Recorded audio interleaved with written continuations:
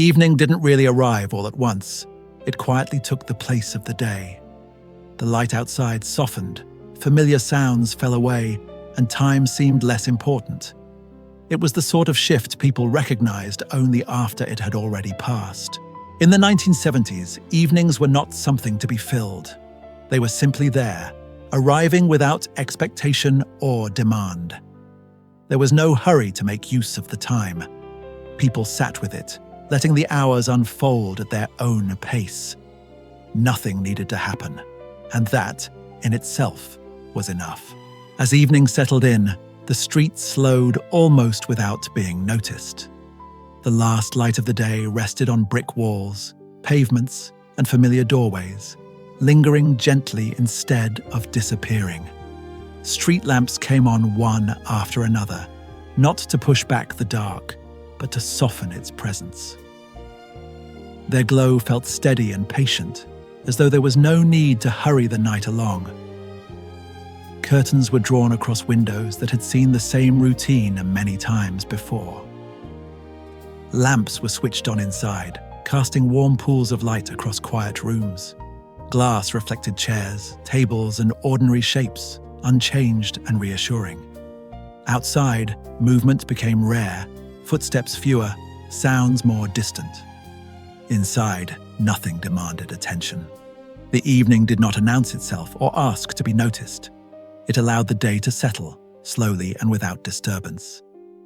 At home, evenings followed familiar and rarely questioned patterns. Coats were hung by the door, shoes placed neatly aside, and the concerns of the day were set down without ceremony. A kettle was filled, cups arranged, and the quiet presence of a radio or television settled gently into the background. Meals were simple and unhurried, eaten at the same table, often at the same time, night after night. Afterwards, plates were cleared, hands dried, and nothing else was expected to happen.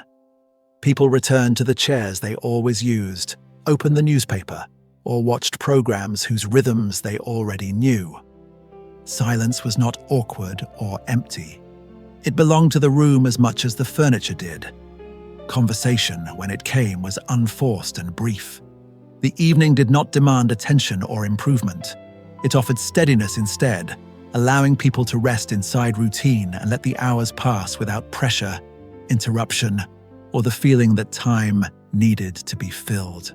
In the evenings of the 1970s, there was very little competing for attention. No constant alerts, no endless choices, no quiet pressure to respond or react. Time was not broken into small demands. It remained whole, moving forward without interruption. Without screens to pull the eye or noise to fill every pause, moments stretched naturally and without effort. People waited without feeling delayed. They sat without feeling idle. Silence was not something to avoid or explain. It settled into rooms and stayed there, unchallenged. With so little to interrupt it, the evening unfolded slowly and evenly, allowing thoughts to wander or rest without direction. Minutes were not measured closely. Hours were not rushed. Nothing urged the evening forward, and nothing insisted it be productive. Time passed differently, not because it moved more slowly, but because it was allowed to move without interference, uninterrupted and complete. During those evenings, time was not something people monitored closely. It moved without signals or reminders, and because of that, it felt wider, less restricted. Minutes were not separated by interruptions or demands. They blended together into long, uninterrupted stretches. Waiting did not feel like waiting. It was simply part of being present. Without urgency pressing in, each moment was allowed to settle before giving way to the next. Time did not slow down in any measurable sense, but it felt less compressed, less crowded with expectation. The evening seemed to open outward, creating the impression that there was always more time available than anyone had planned for. Today, evenings often arrive already filled. Screens glow before the light outside has fully faded, and attention is divided almost automatically. Time feels organized, scheduled, and measured in small intervals. In contrast, evenings in the 1970s carried far fewer signals. There was less to respond to and less to keep up with. Without constant prompts, the evening did not feel fragmented. It moved as a single stretch rather than a series of moments. This difference was subtle, rarely discussed, and often unnoticed at the time. It was not a matter of improvement or loss. It was simply another way of experiencing the hours between day and night, shaped by fewer interruptions and a quieter rhythm of life. As the evening moved on, it became quieter rather than darker.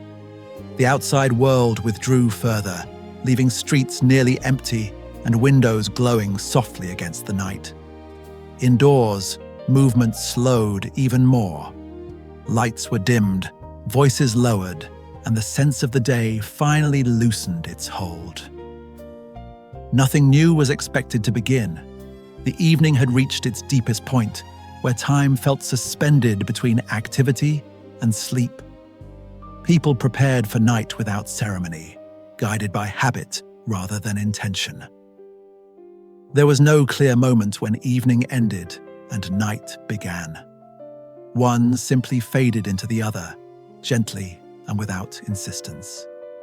In that late hour, the world felt smaller and more contained, as though everything necessary was already present and nothing else was required. By the time night finally arrived, very little needed to change. The day had already been set aside, and the evening had done its quiet work. Lights were turned off one by one, rooms left as they were, ready to be returned to in the morning. Outside, the last signs of movement disappeared, and inside, there was nothing left to anticipate. The hours had passed without being measured or directed. They had simply been lived. In that stillness, the sense of time softened even further.